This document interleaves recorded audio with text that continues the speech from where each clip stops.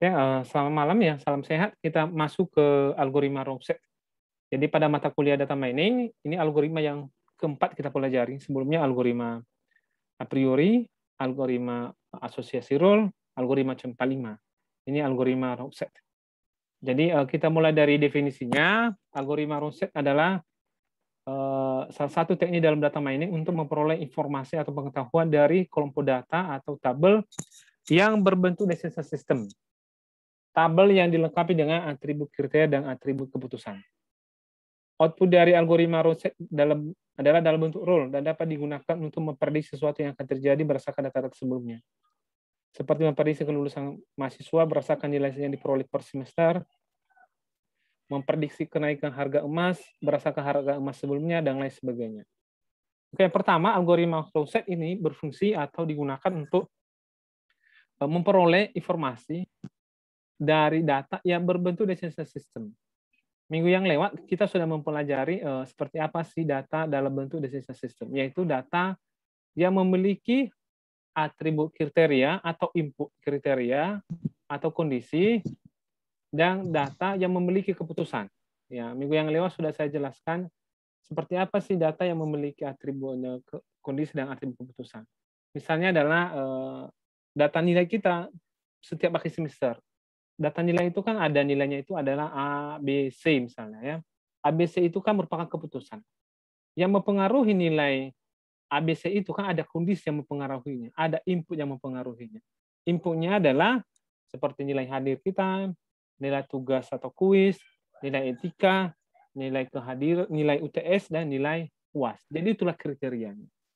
Jadi seperti itulah data yang dapat diproses atau dapat diolah dengan algoritma Rorschach. Tujuannya adalah untuk memperoleh informasi atau pengetahuan. Ya. Jadi format data yang dibutuhkan di algoritma Rorschach itu berbeda dengan algoritma a priori dan algoritma Rorschach. Algoritma asosiasi rule. Jadi kalau misalnya di algoritma a priori dan asosiasi rule kan format data yang dibutuhkannya itu adalah format data dalam bentuk transaksi, ya. Sedangkan dalam algoritma C45 dan algoritma Rorschach itu format data yang dibutuhkan itu adalah dalam bentuk decision system. Artinya data tersebut harus mempunyai kriteria dan mempunyai keputusan. Selanjutnya, output atau hasil dari algoritma Rorschach itu berbentuk rule. Rule-nya seperti apa? Hampir sama dengan rule yang dihasilkan di asosiasi rule. Jadi ini rule. Nah, seperti apa rule-nya? Ya, rule-nya selalu dalam bentuk if, titik-titik, dan titik-titik. Atau jika titik-titik, maka titik-titik. Artinya titik-titik itu adalah ya nilainya atau itemnya. Jadi seperti itu rule yang dihasilkan. Jadi output-nya itu hasilnya itu dalam bentuk rule. Sedangkan kalau misalnya dalam algoritma C45 seperti pelajaran yang lewat, output-nya itu adalah dalam bentuk pohon keputusan atau dalam bentuk decision tree. Nah, dan Rorschach biasanya itu digunakan untuk memprediksi sesuatu. Ya, kalau misalnya Anda lihat penelitian akhir kakak Anda atau abang Anda di semester 8, kalau misalnya judulnya itu Rorschach, itu rata-rata prediksi. Nah, jadi rata-rata digunakan algoritma Rorschach ini adalah bisa untuk juga klasifikasi, tapi lebih cocok dia ke prediksi. Nah, misalnya kita memprediksi sesuatu yang akan terjadi. Saya memprediksi apakah besok harga emas naik atau tidak. Jadi memprediksi tersebut harus ada dasarnya, yaitu berdasarkan data-data sebelumnya. Atau misalnya seminggu lagi kita memprediksi harga cabai.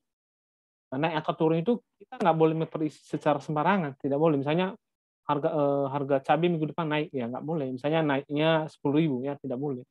Bisa kita memprediksi hal tersebut kalau misalnya kita mempunyai data besar atau data sebelumnya, dan di mana data tersebut menghasilkan informasi atau pengetahuan, yaitu berusaha prediksi. Jadi itulah kegunaan dari algoritma Rorschach dalam data mining. Fungsinya adalah untuk memprediksi.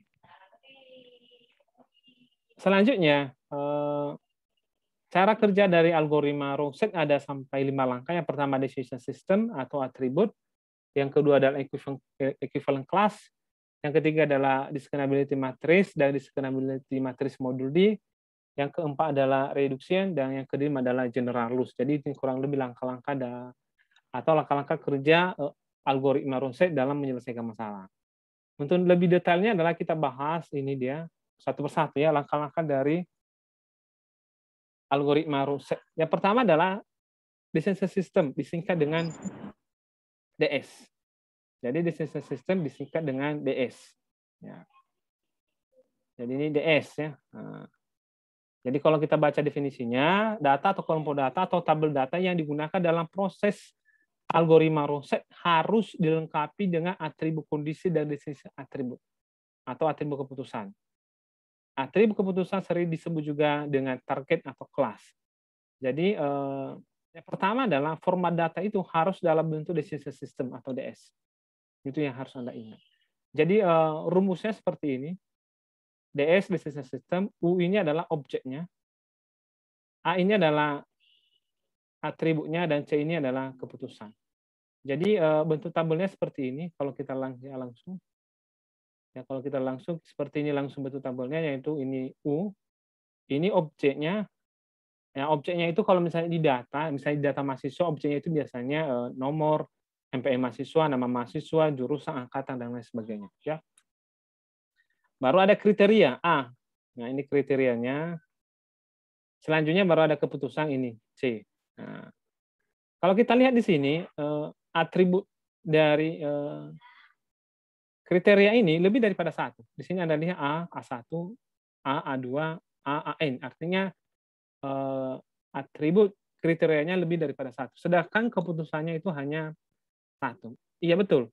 Di dalam algoritma Rorschach atau C45, kriterianya itu, kriteria dari data itu harus minimal 2 atau lebih daripada 1. Nah, seperti itu aturannya. Makanya dijelaskan di sini bahwa atributnya itu lebih daripada 1. Jadi atribut kondisi itu harus lebih daripada 1 atau minimal 2. Jadi tidak sembarangan data kita gunakan dalam memperisi sesuatu dengan algoritma Rorschach, harus minimal kriterianya itu memenuhi 2 hal, ya, memenuhi 2 hal. Nah, sedangkan keputusannya tetap 1, ya, atribut keputusannya tetap 1, hanya nilainya yang berbeda atau nilai dari atributnya yang berbeda. Jadi seperti itu langkah-langkah dari algoritma Rorschach, di mana yang di sisi sistem ini adalah langkah pertama. Yang kedua adalah equivalent class. Equivalent class itu adalah mengelompokkan objek yang sama berdasarkan kriteria atau kondisi. Artinya data yang sama berdasarkan kriteria tidak muncul lebih dari satu kali, atau hanya ditulis 1 kali muncul sehingga jumlah data lebih sedikit. Jadi di equivalent class ini kita mengeliminasi data, di mana data yang sama dieliminasi. Contohnya lah, saya dengan Jahrul, Krisman, dan John itu mempunyai nilai yang sama. Misalnya nilai hadirnya 80 ya, 3 orang mereka sama-sama 80. Baru nilai tugasnya sama-sama 95. Nilai UTS-nya misalnya sama-sama 90. Selanjutnya baru nilai UAS-nya sama-sama 70 ya. Nah, inilah misalnya contohnya kriterianya ya. Jadi ini kan datanya ini kan tiga-tiganya sama. Jadi data ini kan tiga-tiganya sama. Karena sama tiga-tiganya hanya ditulis 1 kali saja, ya, hanya ditulis 1 kali saja. Nah, jadi hanya ditulis sekali, yang lain dieliminasi. Artinya yang satu ini mewakili yang lain. Jadi berapapun datanya, asal kondisinya semua sama, maka hanya satu yang mewakili atau hanya satu ditulis, yang lain dihapuskan. Tetapi kalau seperti ini ceritanya, misalnya 80, ini 81, yang lain misalnya sama 90, 90, 75, 75, 80, 80. Ini kan ada yang berbeda salah satu kriterianya, di mana ini 80, ini 81. Berarti ini berbeda. Karena ini berbeda, maka tetap ditulis. Nah, kecuali kalau semuanya sama. Ya, dilihat kriteria ya.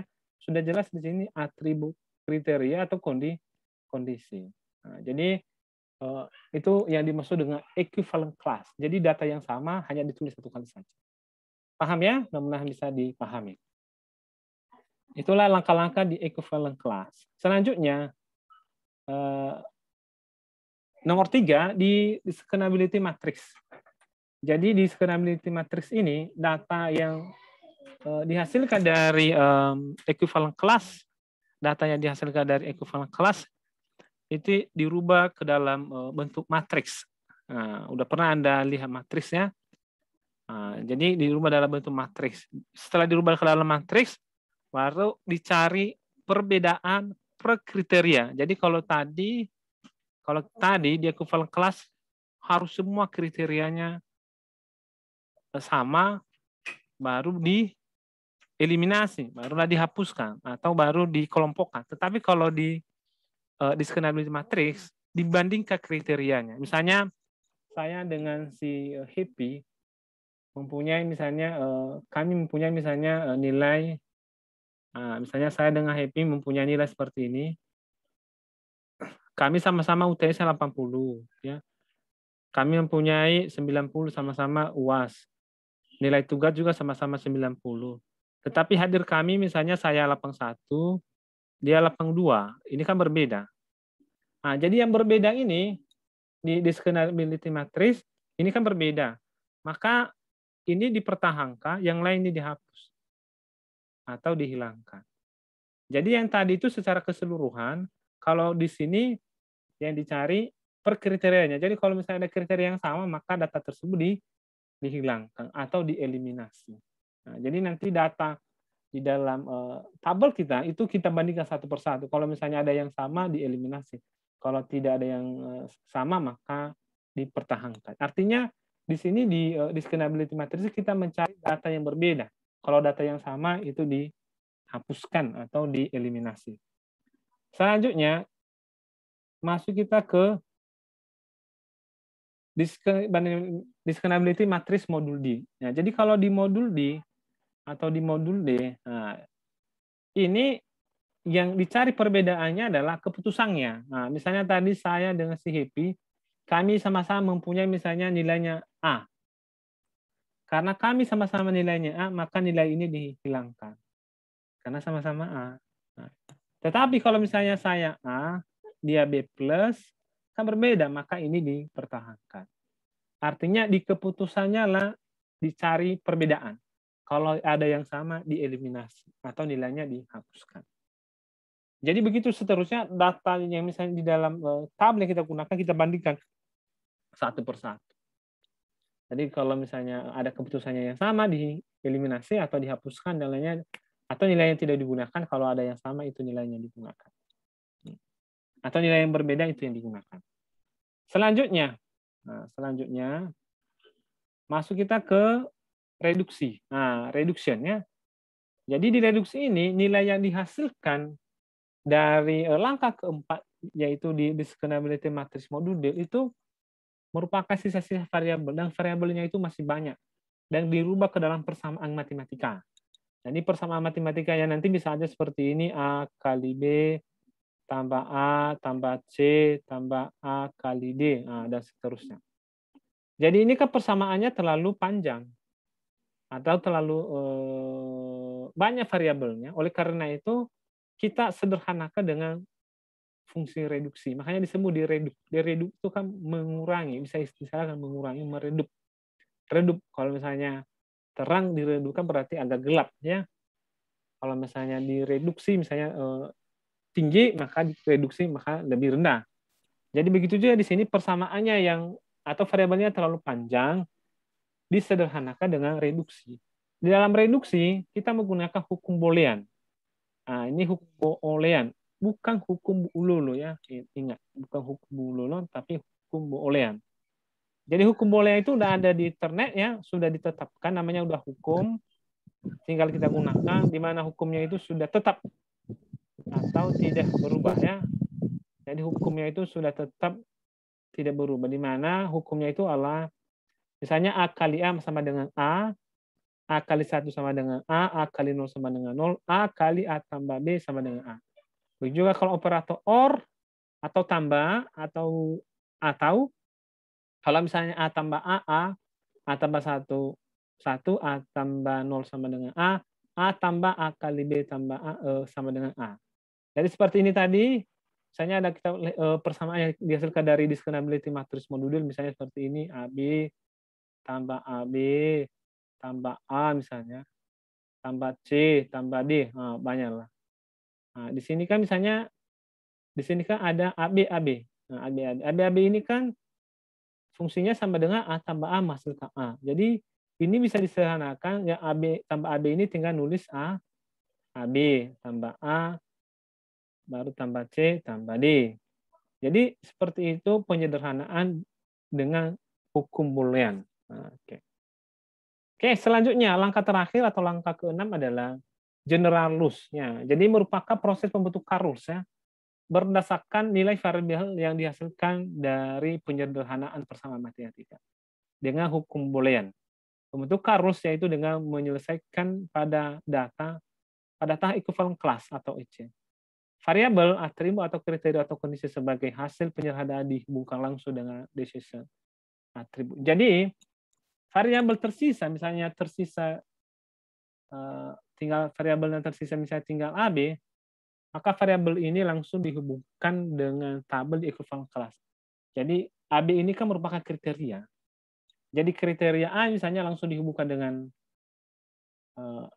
atribut keputusannya, atau atribut, begitu juga variabel B langsung dihubungkan dengan atribut keputusan. Sehingga nanti menghasilkan rule seperti ini, yaitu jika misalnya jika ini maka ini. Nah, seperti ini nanti rule yang dihasilkan. Jadi jika ini adalah merupakan nilai A dan makanya ini merupakan atribut keputusannya.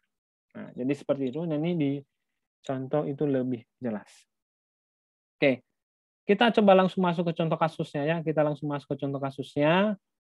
Tapi kita tidak menyelesaikan ini nanti karena terlalu panjang, kita nanti lanjutkan pada pertemuan ke-10. Tapi kita coba sampai langkah equivalent kelas.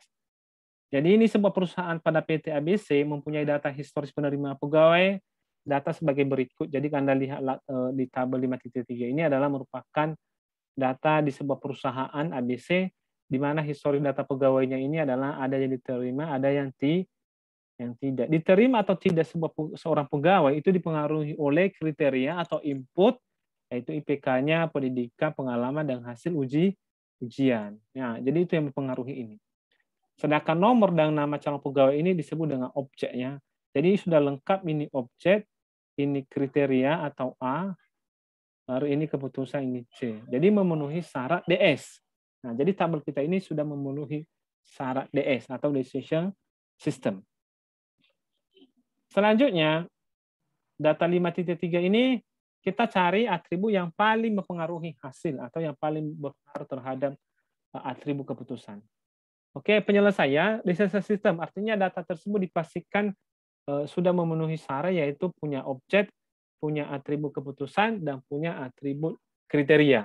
Jadi di sini sudah jelas ya, atribut kriterianya ini dan atribut keputusannya ini ya.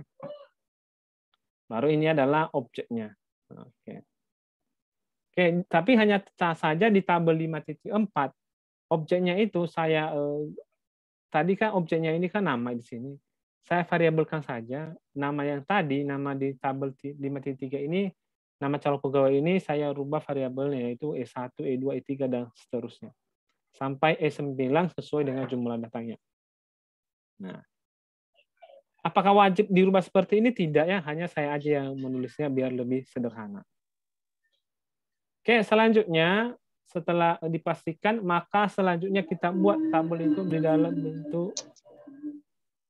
dalam bentuk kategori ya. Jadi tabel itu kita buat dalam bentuk kategori. Kenapa? Di tabel 5.4 ini atau di tabel 5.3 ada nilai IPK. Nilai IPK-nya banyak kali variasinya. Nah, mungkin ada yang bertanya, Kang, banyak variasi lebih bagus. Ya betul, tetapi dalam proses perhitungan proses itu terlalu sulit kita kalau misalnya datanya itu terlalu banyak variasinya. Oleh karena itu, kita kelompokkan datanya. Pengelompokannya ini juga bebas ya, tidak ada aturan baku. Nah, kalau saya buat seperti ini. Kalau IPK-nya di bawah atau sama dengan 3,5, maka sedang. Nah, kalau IPK-nya itu di atas 3,5, maka tinggi. Maka tabel tadi itu berubah seperti ini. Nah, berubah. Jadi tadi ini kan dalam bentuk angka, sebelumnya ini dia. Sekarang sudah berubah menjadi huruf. Berdasarkan kategori yang telah kita tetapkan. Apakah harus seperti ini? Tidak. Bisa juga Anda buat misalnya rendah, sedang, tinggi. Kalau saya buat sedang tinggi saja. Jadi contohnya seperti ini, IPK 3,95 ini kan dia masuk kategori tinggi, maka pada tabel 9 berubah jadi tinggi. Nah, di sini dia berubah jadi tinggi. Nah, begitu ya. Selanjutnya masuk kita ke equivalent class. Jadi mengelompokkan data di sini kita cari satu persatu mana data yang sama itu dikelompokkan atau hanya ditulis sekali. Jadi hasilnya adalah ada di tabel 5.7 yaitu equivalent class. Jadi datanya tadi di sini kan 9. Di sini tinggal 6. Ya, jadi datanya tinggal 6. Kemana yang lain? Yang sama itu dieliminasi atau hanya ditulis sekali. Misalnya lah, data di EC2 ini. EC2 ini kan equivalent class. Nah, jadi 2.7 ya. Jadi artinya data 2 dan 7 itu sama. Ya, kita lihat data 2 dan 7 sama. 2 ini 7. Nah, kita lihat kriteria apakah sama. Pertama sama-sama baik, sama-sama ada, sama-sama D3 dan sama-sama tinggi. Jadi kalau Anda lihat di sini semua kriterianya sama, maka hanya ditulis sekali. Selanjutnya EC3 di sini 3 dan 6, artinya data 3 dan 6 sama. 3 6 berarti ini 6. Bang, cuma ke P4 lah. Buat dia masuk hitam. Nah, jadi di sini kriteria baris nomor EC3 dan 6 itu sama, itu sama-sama sedang, sama-sama S1, sama-sama tidak, dan sama-sama cukup ya. Jadi selanjutnya ya, baru data EC5 yaitu 5 dan 9 itu katanya sama. Nah, kita coba cek 5 9. Nah, di sini 5 9 sama ya. Kita cek. 5 9 ini jadi sama-sama tinggi, sama-sama di sama-sama S1, sama-sama tidak, sama-sama cukup. Nah, jadi itulah data yang sama sehingga di EC di tabel 5.7 ini di equivalent kelasnya itu tidak ada lagi data yang kriterianya itu sama. Itu semuanya berbeda. Nah, jadi kalau Anda lihat di sini semua datanya itu adalah sama. Atau ada yang berbeda, coba atau ada yang sama, coba dicek ya.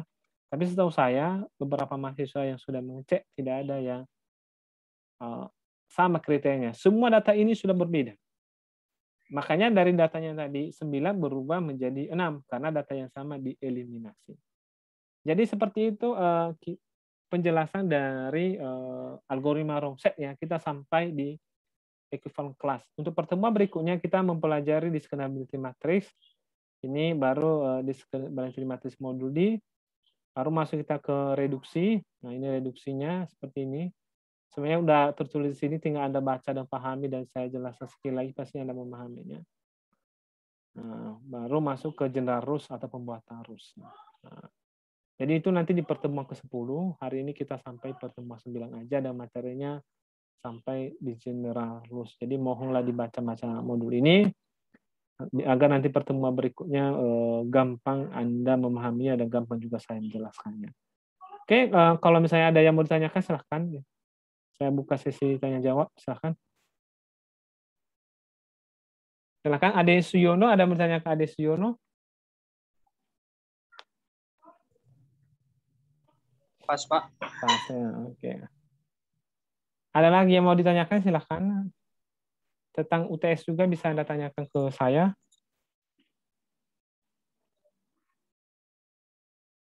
Priska Saragih, ada yang mau ditanyakan?